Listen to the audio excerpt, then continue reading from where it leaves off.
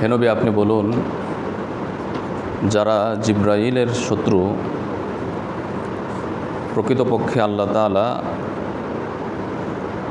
কাফেরদের বা ওই জাতীয় ব্যক্তিদের শত্রু। মূলত এখানেও ইহুদিদের একটি দলের ধৃষ্টতাপূর্ণ মন্তব্যের জবাব দেওয়া হচ্ছে। ইহুদিদের একটি প্রতিনিধি দল রাসূলুল্লাহ সাল্লাল্লাহু আলাইহি ওয়াসাল্লামের কাছে এসে বিভিন্ন প্রশ্ন করল। নবী করিম সাল্লাল্লাহু আলাইহি ওয়াসাল্লাম প্রত্যেকটি প্রশ্নের জবাব দিলেন এবং তারা উত্তরে বলল যে আপনার এই জবাব আমরা মেনে নিলাম, তবে আপনি এই জবাব কোত্থেকে পেলেন? রাসূলুল্লাহ সাল্লাল্লাহু আলাইহি ওয়াসাল্লাম বললেন যে জিব্রাইল আমার কাছে এসে জানিয়ে দিয়েছেন।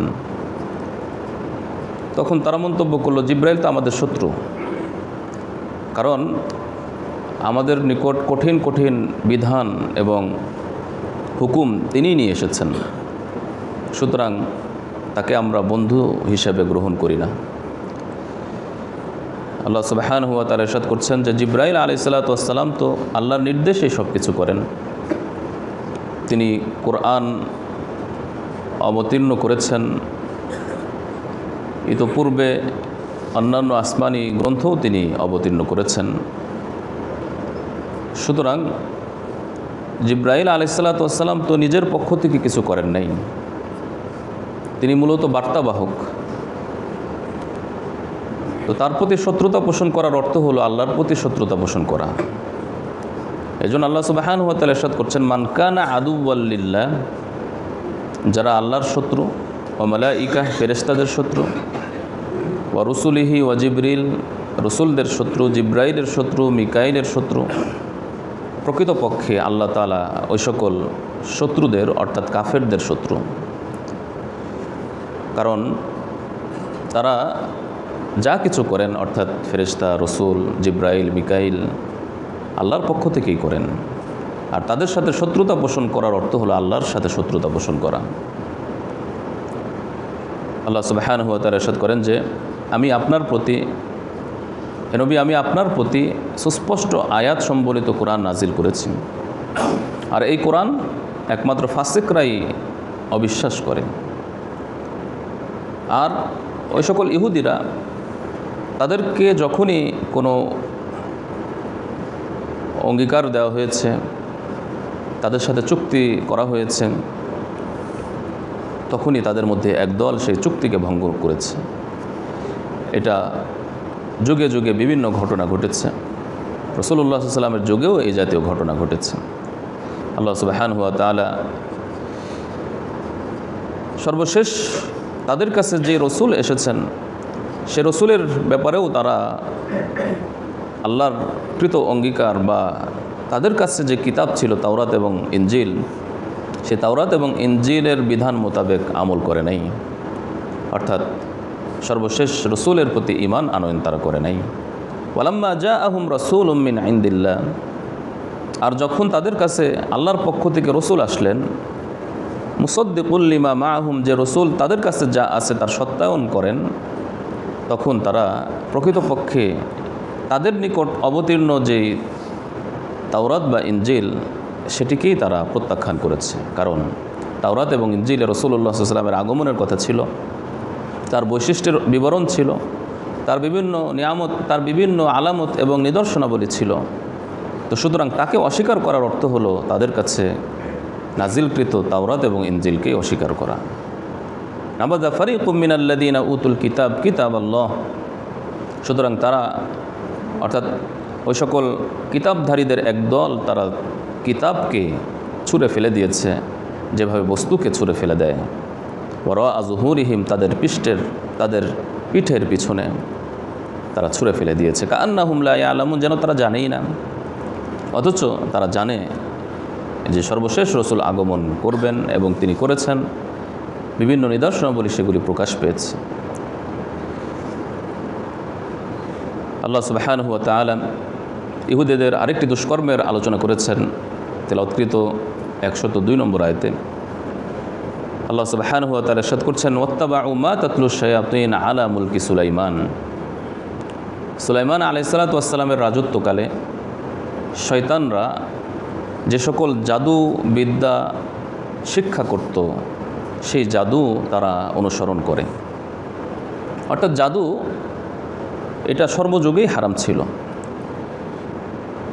বর্তমান ইসলামেও জাদু নিষিদ্ধ এবং হারাম, এবং যুগে যুগে যে সকল নবী রাসূলগণ এসেছেন সকলেই জাদু হারাম হিসাবেই আখ্যায়িত করেছেন।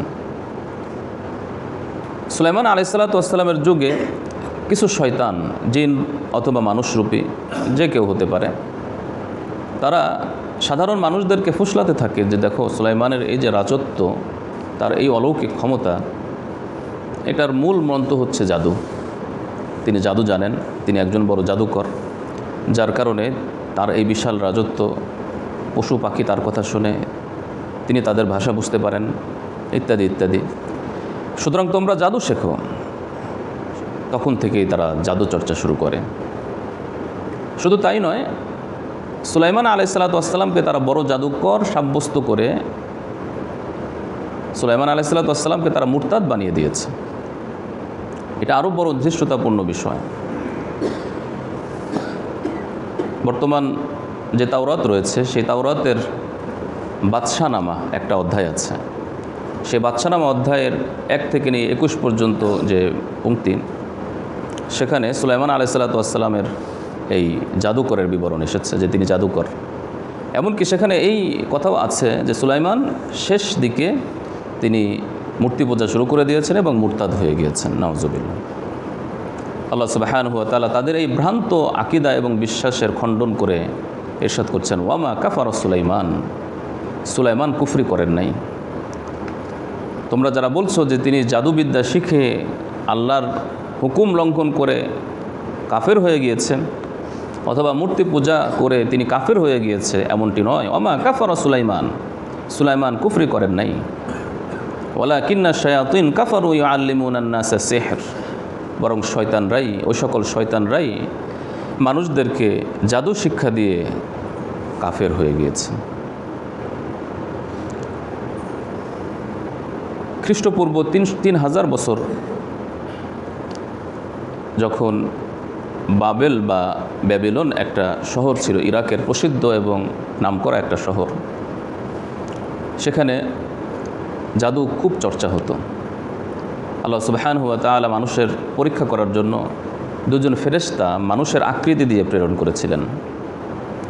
সেই ফেরেশতাদের নাম আয়াতে উল্লেখ করা হয়েছে, হারুত এবং মারুত। মূলত আল্লাহ রাব্বুল আলামিন ফেরেশতাদেরকে মানুষ রূপ দিয়ে ব্যাবিলন শহরে প্রেরণ করেছিলেন, কারণ ওই সকল ব্যক্তিরা তৎকালীন সময়ে তারা জাদু এবং মুজিজাকে একই মনে করত। নবী এবং রসুল আল্লাহর পক্ষ থেকে যে অলৌকিক বিষয় উপস্থাপন করেন, সেটা প্রকৃতপক্ষে মুজিজা। আর মানুষকে ধোঁকা দিয়ে, চোখের ভেলকি দিয়ে বিভিন্ন আসবাবপত্র গ্রহণ করে যা অলৌকিক বা অভ্যাসের বিপরীত বিভিন্ন ঘটনা উপস্থাপন করা হয়, সেটাকে বলা হয় জাদু। আল্লাহ রাব্বুল আলামিন জাদুকে হারাম সাব্যস্ত করেছেন। আর মুজিজা তো আল্লাহর পক্ষ থেকে, কেউ নিজের পক্ষ থেকে দেখাতে পারে না। তো যেহেতু তারা জাদু এবং মুজিজা উভয়টাকেই এক মনে করত, এজন্য আল্লাহ রাব্বুল আলামিন হারুত মারুতকে প্রেরণ করেছিলেন এই বিষয়টি শিক্ষা দেওয়ার জন্য যে জাদু এবং মুজিজা এক নয়, জাদু হলো এই, মুজিজা হলো এই। সুতরাং এই বিষয়টি বোঝানোর ক্ষেত্রে কখনো কখনো জাদুর বিভিন্ন ফর্মুলা উপস্থাপন করতে হতো, যে এটা হলো জাদু আর এটা হলো মুজিজা। কিন্তু ওই সকল মানুষেরা হারুত মারুতের এই আলোচনা বা ফর্মুলা থেকে তারা কিছু জাদু শিক্ষা নিত, মানে শিখে ফেলতো। যদিও তারা এই কথা বলে দিত, অর্থাৎ হারুত মারুত তাদেরকে এই কথা বলতো যে আমরা কিন্তু তোমাদের জন্য পরীক্ষা স্বরূপ, তোমরা জাদু শিখবে না, শুধুমাত্র জেনে নাও যে এটা হলো জাদু। ইন্নামা নাহনু ফিতনাহ, আমরা তোমাদের জন্য পরীক্ষা। ফালা তাকফুর, সুতরাং জাদু শিখে কুফরি করো না, এই কথা তাদেরকে বলা হতো। কিন্তু তারা তাদের কথা শুনতো না, বরং কিছু কিছু ফর্মুলা তারা আয়ত্ত করত এবং সেই জাদুগুলোকে তারা জঘন্যতম কাজে ব্যবহার করত। বিশেষ করে স্বামী স্ত্রীর মাঝে বিচ্ছেদ ঘটানো, মানুষের মাঝে শত্রুতা, বৈরিতা তৈরি করার জন্য। আল্লাহ রাব্বুল আলামিন ইরশাদ করেন, ফায়াতাআল্লামুনা মিনহুমা মা ইউফাররিকুনা বিহি বাইনাল মারই ওয়া যাওজিহি, তারা হারুত মারুত থেকে এমন এমন কিছু ফর্মুলা এবং জাদু শিখে নিত যার মাধ্যমে তারা স্বামী এবং স্ত্রীর মাঝে বিচ্ছেদ ঘটাত।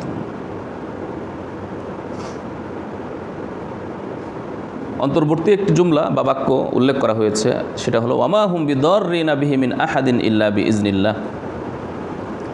অর্থাৎ তোমরা এই কথা শুনে নাও যে এই জাতীয় জাদু প্রকৃতপক্ষে আল্লাহর নির্দেশ ছাড়া হয় না। তোমরা এটা মনে করো না। অনেকে মনে করতো তৎকালীন সময়, এখনও কেউ কেউ মনে করতে পারে যে জাদু তার স্বয়ংক্রিয় একটা ক্ষমতা আছে। প্রকৃতপক্ষে কোনো জিনিসেরই স্বয়ংক্রিয় কোনো ক্ষমতা নাই আল্লাহর হুকুম ছাড়া, আল্লাহর ইচ্ছা ছাড়া কোনো কিছুই হয় না। তো সুতরাং জাদু তারা যে শিখতো এবং এর দ্বারা যে মানুষের ক্ষয়ক্ষতি হতো, এটাও আল্লাহর হুকুমেই হতো। তবে এই হুকুম আল্লাহ তাআলার সন্তুষ্টজনক হুকুম নয়। এজন্য আয়াতের মাঝখানে এই কথা বলা হচ্ছে ওমা হুম বিদররিনা বিহি মিন আহাদিন, তারা কাউকে ক্ষতি সাধন করতে পারে না ইল্লা বিইজনিল্লাহ, আল্লাহর নির্দেশ ছাড়া। তারা যে সকল জাদু শিখত তারা শুধুমাত্র তাদের ক্ষতির জন্যই শিক্ষা গ্রহণ করত, ওয়ালা ইয়ানফাউহুম, তাদের কোনো উপকার করত না। আল্লাহ রাব্বুল আলামিন সকলকে সতর্ক করে বলছেন, শুনে রাখো, যারা এই জাদুকে শিক্ষা গ্রহণ করবে মা লাহু ফিল আখিরাতি মিন খলাক, আখিরাতে তাদের কোনো অংশ থাকবে না কুফরি করার কারণে, অর্থাৎ এটা আল্লাহর নির্দেশ অমান্য করার কারণে। এবং জাদু যদি এমন জাদু হয় যেটা সরাসরি কুফরি, কিছু কিছু জাদু আছে সরাসরি কুফরি মন্ত্র, যে মন্ত্রগুলো ব্যবহার করা হয় সেখানে শিরকিয়া কথাবার্তা থাকে। তো সুতরাং ওই জাতীয় জাদু শিক্ষা করলে তো সরাসরি কাফের হয়ে যাবে। তো এই ক্ষেত্রে আল্লাহ তাআলা ইরশাদ করছেন যে আখিরাতে তাদের কোনো অংশ থাকবে না। ওয়ালাউ আন্নাহুম আমানু ওয়াত্তাকাউ লামাসুবাতুম মিন ইনদিল্লাহি খায়র। সুতরাং এই সকল ব্যক্তিরা, অর্থাৎ এই সকল ইহুদিরা এবং যারা আল্লাহর অবাধ্য হয়, তারা যদি ঈমান আনতো, ওয়াত্তাকাউ এবং তাকওয়া অবলম্বন করত, লামাসুবাতুম মিন ইনদিল্লাহি খায়র, তাহলে আল্লাহর পক্ষ থেকে তাদের প্রতিদান হতো শ্রেষ্ঠতর, তাদের জন্য শ্রেষ্ঠতর প্রতিদান থাকতো। লাউ কানু ইয়ালামুন, যদি তারা এটা অনুধাবন করত, কতই না ভালো হতো। 104 নম্বর আয়াতে আল্লাহ রাব্বুল আলামিন ইরশাদ করছেন যে হে ঈমানদারগণ, তোমরা রাঈনা শব্দটি বলো না, তোমরা উনজুরনা শব্দটি বলো। এরও প্রেক্ষাপট হলো এই যে রাসূলুল্লাহ সাল্লাল্লাহু আলাইহি ওয়াসাল্লামের সামনে কখনো কখনো ইহুদিরাও আসতো। ইহুদিরা এসে তারা একটা কথা শুনেও না শোনার ভান ধরে বলতো রাঈনা রাঈনা, আমাদের দিকে লক্ষ্য করুন, আমাদের দিকে লক্ষ্য করুন, আমরা বুঝি নাই, আরেকবার বলুন, আমাদের এই প্রশ্নের জবাব দিন। রাঈনা শব্দটি যদি রিআয়াত শব্দ থেকে আসে তাহলে অর্থ হবে লক্ষ্য করা, খেয়াল করা, আমাদের দিকে একটু খেয়াল করুন। কিন্তু তারা মূলত এই শব্দটি সঠিক উদ্দেশ্যে ব্যবহার করতো না। তারা এই শব্দটি হিব্রু ভাষার দিকে খেয়াল করে তারা ব্যবহার করতো। হিব্রু ভাষাতে গালিগালাজ বা অভিশপ্ত বা এই জাতীয় অর্থে ব্যবহৃত হয়। আর তাছাড়া আরবিতেও রাঈনা শব্দটিকে যদি একটু টেনে বলা হয় রাঈনা, তাহলে অর্থ হবে আমাদের রাখাল। তো তারা মূলত এইভাবে একটু বিকৃত করে রাঈনা হে রাসূল, রাঈনা হে রাসূল, আপনি আমাদের রাখাল, তাদের উদ্দেশ্য এটা ছিল। কিন্তু শব্দের আরবির মূল অর্থ হলো আমাদের দিকে লক্ষ্য করুন। আল্লাহ রাব্বুল আলামিন সতর্ক করছেন অন্যান্য মুসলমানদেরকে, কারণ তাদের দেখা দেখে মুসলমানরাও এই শব্দটি ব্যবহার করতে লাগলো। আল্লাহ তাআলা বলছেন তোমরা রাঈনা বলো না, তোমরা উনজুরনা, আমাদের দিকে তাকান, আমাদের দিকে খেয়াল করুন। উনজুরনা শব্দটি ব্যবহার করো। এখান থেকে বোঝা গেল যে যে শব্দের মাধ্যমে ভুল বোঝাবুঝির সম্ভাবনা থাকে, বিকৃত আরেকটা রূপ থাকে, সে শব্দের ব্যবহার না করাই ভালো।